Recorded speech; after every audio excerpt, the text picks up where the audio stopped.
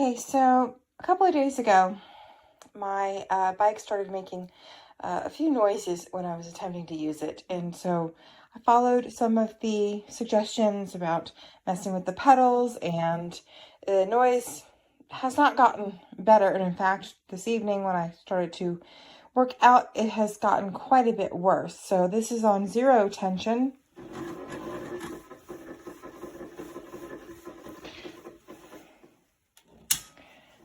Next level up. Next level up.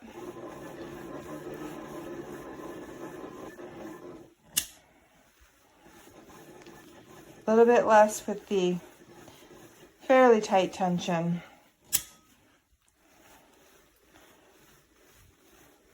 That's silent on the second to last tension. I think that was second to last. Silent on the next one. So that's the last tension.